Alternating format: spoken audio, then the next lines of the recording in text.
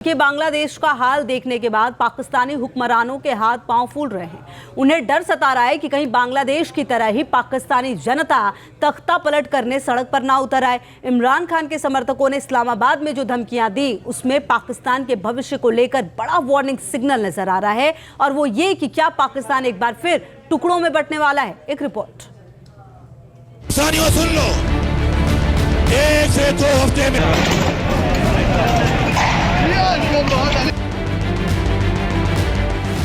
सुन लो, 1 से 2 हफ्ते में कानूनी तौर पर इमरान खान रिहा ना हुआ तो खुदा की कसम हम इमरान खान को फिर खुद रिहा करेंगे।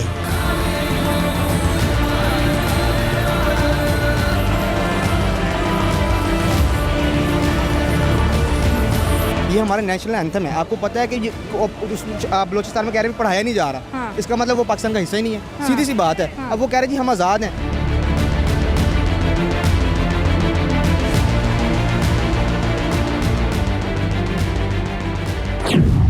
बांग्लादेश वाला अंजाम भुगतेगा पाकिस्तान।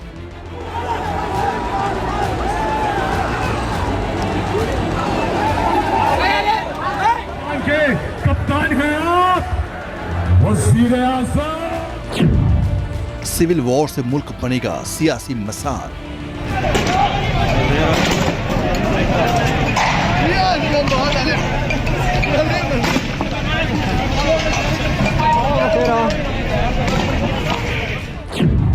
डेडलाइन तय, पाकिस्तान सेना डालेगी हथियार।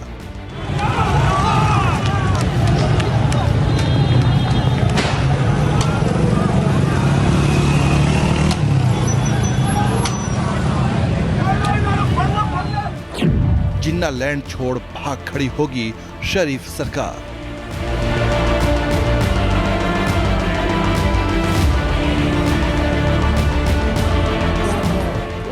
आठ सितंबर, इस्लामाबाद, पाकिस्तान।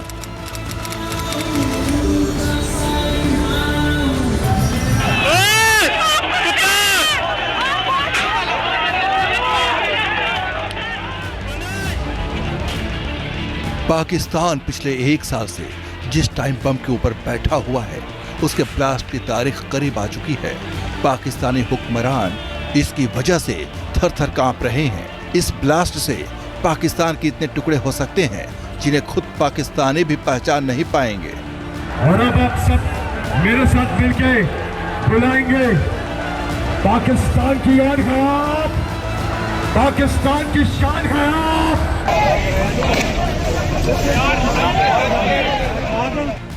तस्वीरों से जाहिर हो रहा है कि पाकिस्तान के सामने अपने वजूद को बचाए रखने के ऑप्शंस तेजी से खत्म होते जा रहे हैं, क्योंकि अभी पाकिस्तान तबाही के चक्रव्यूह से घिरा और एक पिटा हुआ मुल्क है। 2 साल आप पर हमले किए गए, आपके घरों को तोड़ा गया। इन 2 तस्वीरों से पाकिस्तान के बाहरी और अंदरूनी हालात का बखूबी अंदाजा लग सकता है। पहली तस्वीर में पाकिस्तान को उसकी करतूतों की तालिबानी सजा मिल रही है। तालिबानी लड़ाके डुरंड लाइन के पास पाकिस्तानी सेना को मिट्टी में मिलाने की कसम पूरी करते नजर आ रहे हैं। तालिबानियों के हाथों पाकिस्तानी सेना का कत्लेआम मचा हुआ है। दूसरी तस्वीर देखिए, जहां पाकिस्तानियों ने खुद ही अपने देश के हुक्मरानों के खिलाफ बगावत का झंडा बुलंद कर दिया है। जेल में बंद पूर्व प्रधानमंत्री इमरान खान की पार्टी पाकिस्तान तहरीक-ए-इंसाफ के नुमाइंदों ने सड़क पर उतरकर जंग का ऐलान कर दिया है। इस जंग में पाकिस्तानी जनता के विद्रोही सुर भी मिले हुए हैं। ये तस्वीरें तस्दीक करती हैं कि पाकिस्तान बहुत ही तेजी से सिविल वॉर की ओर मार्च कर रहा है।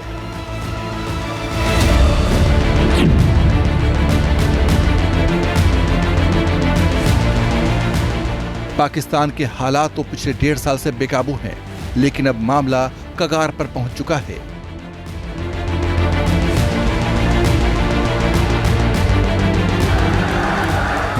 इस्लामाबाद में इमरान के समर्थकों की रैली में इस बात के सारे सबूत मिल गए जो इशारा करते हैं कि कोई देश कैसे गृहयुद्ध आग में झुलस सकता है।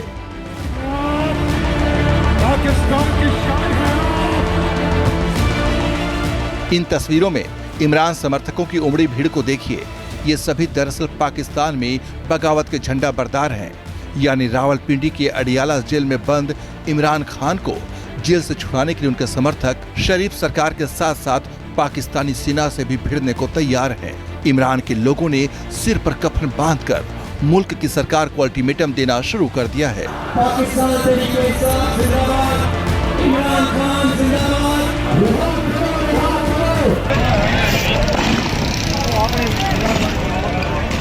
पाकिस्तान में आग सुलगी हुई है और शहबाज शरीफ की सरकार के हाथ पांव फूल चुके हैं। इस्लामाबाद की रैली के बाद शरीफ सरकार इमरान की पार्टी के लोगों के खिलाफ लगातार क्रैकडाउन कर रही है। इस्लामाबाद में पीटीआई के बड़े नेता गिरफ्त में ले लिए गए हैं। ये गिरफ्तारियां पाकिस्तानी संसद भवन से की जा रही हैं। इन तस्वीरों में देख सकते हैं सिविल ड्रेस में पहुंचे पुलिस वाले तहरीक-ए-इंसाफ के अध्यक्ष बैरिस्टर गौहर खान को संसद में उनके चैम्बर से उठाकर ले जा रहे हैं। पुलिस ने पीटीआई के सांसद शेर अफजल मारवात को भी गिरफ्तार कर लिया है।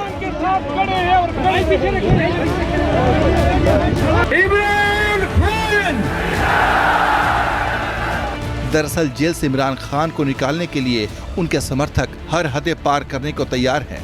खैबर पख्तूनख्वा में पीटीआई के मुख्यमंत्री अली अमीन गंडापुर ने तो खुलेआम धमकी दे डाली कि अगर इमरान को रिहा नहीं किया गया तो जनता बागी हो जाएगी।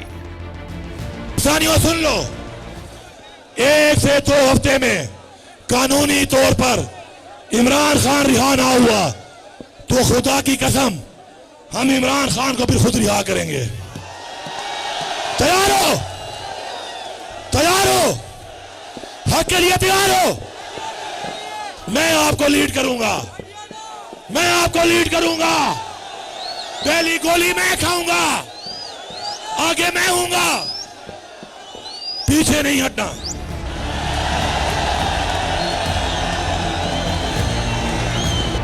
पीटीआई कार्यकर्ताओं की रैली के बाद इस्लामाबाद में संसद के आसपास के इलाके को रेड जोन घोषित कर दिया गया है। संसद के बाहर पुलिस की कई टुकड़ियां मौजूद हैं। इस्लामाबाद के अलावा पीटीआई कार्यकर्ता पाकिस्तान के दूसरे शहरों में भी ऐसी ही रैली करने की प्लानिंग कर रहे हैं। इसलिए शरीफ सरकार खतरा महसूस कर रही है कि कहीं बांग्लादेश की तरह पूरे पाकिस्तान में जनता सड़क पर न उतर जाए।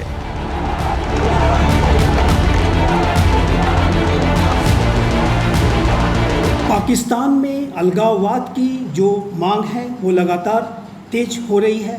पाकिस्तान के हुक्मरानों ने बलूचों के साथ, पश्तूनों के साथ, हजाराओं के साथ, कश्मीरियों के साथ, सिंधियों के साथ लगातार सेकेंडरी ट्रीटमेंट किया है और उनके अंदर असंतोष और गुस्सा बहुत है। पाकिस्तान के हुक्मरान जो कि पंजाबी सुन्नी डोमिनेशन वाले हैं, उनको लेकर के पंजाब के अन्य प्रांतों में काफ़ी गुस्सा है। बलूचिस्तान में हाल के समय में जो एक हत्या कांड को अंजाम दिया गया, उसमें बलूच लोगों ने पंजाब के लोगों की हत्याएं की और जाहिर है कि जिस देश में एक प्रांत के लोग दूसरे प्रांत के लोगों पर हमले करने लगे, हत्याएं करने लगे, तो जाहिर है कि उस राष्ट्र के पतन का समय नज़दीक आ गया है। ऐसा दिख रहा है कि पिछले साल 9 मई को पाकिस्तान में जो हुआ था वो कहानी फिर से दोहराए जाने के हालात पैदा हो रहे हैं।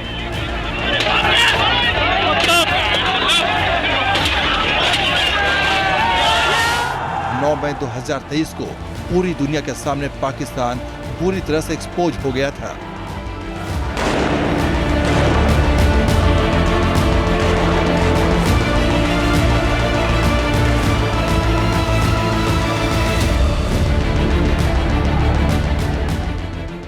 उस दिन इमरान खान के समर्थकों ने इस्लामाबाद में पीएम आवास के पास हमला बोला था। गुस्साई भीड़ ने लाहौर कैंट में कोर कमांडर्स यानी जिन्ना हाउस में घुसकर बिल्डिंग को आग के हवाले कर दिया था।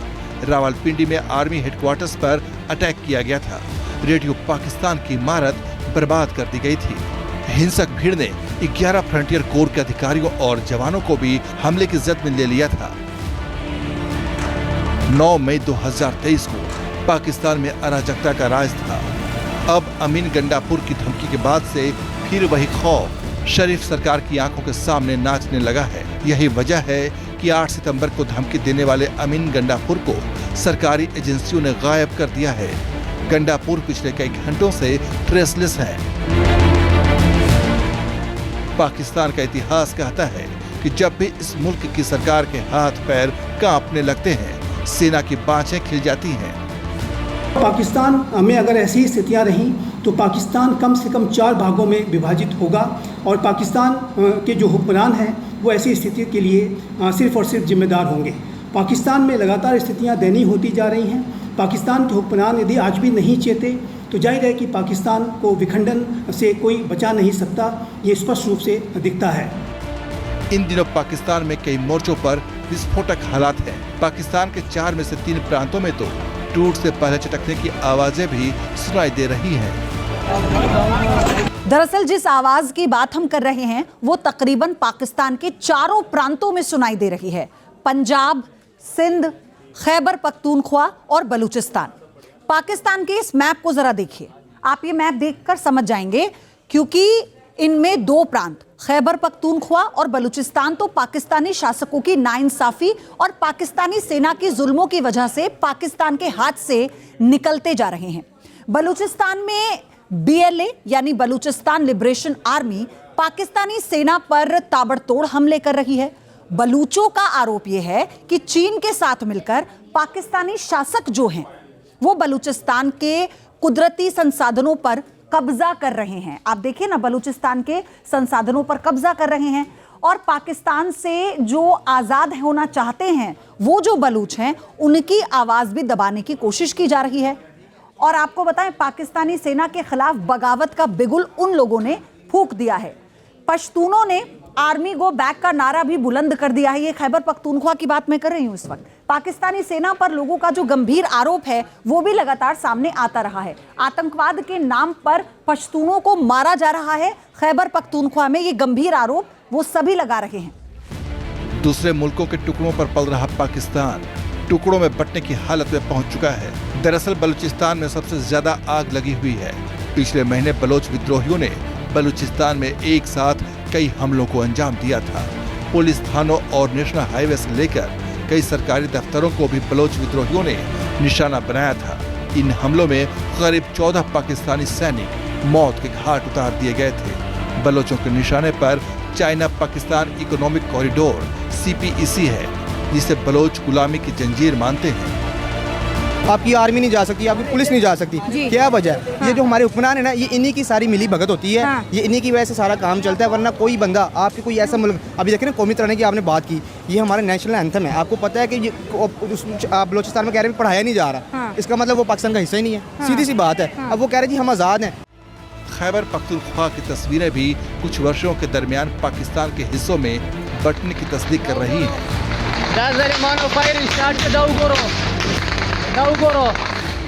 जुलाई में खैबर में पाकिस्तानी सेना की गोली से 7 प्रदर्शनकारियों की मौत हो गई थी, जिसके बाद से ये इलाका पाकिस्तान शासकों के खिलाफ गुस्से में उबल रहा है।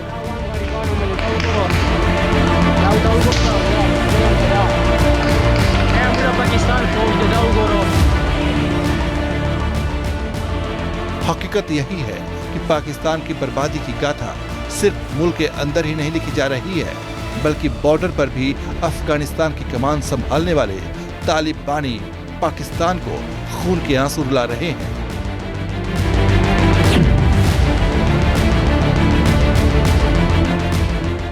पिछले 3 दिनों से डूरन लाइन के पास पाकिस्तानी सेना और तालिबानी लड़ाकों के बीच भयंकर जंग चल रही है। इस जंग की शुरुआत डूरन लाइन के पास तालिबानियों की तरफ से चेक पोस्ट बनाने के दौरान हुई थी।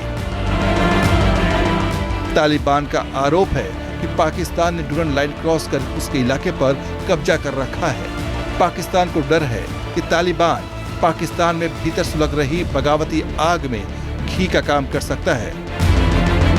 साफ है कि बलूचिस्तान से लेकर पंजाब तक और खैबर पख्तूनख्वा से लेकर सिंध तक पाकिस्तान इस वक्त उस मुहाने पर खड़ा है जहां एक मुल्क के सामने हिस्सों में बंटने के सिवा दूसरा कोई रास्ता नहीं रहता है। Team news nation. News nation अब व्हाट्सएप पर खबरों की ताजा अपडेट के लिए न्यूज़ नेशन के इस QR कोड को स्कैन करें।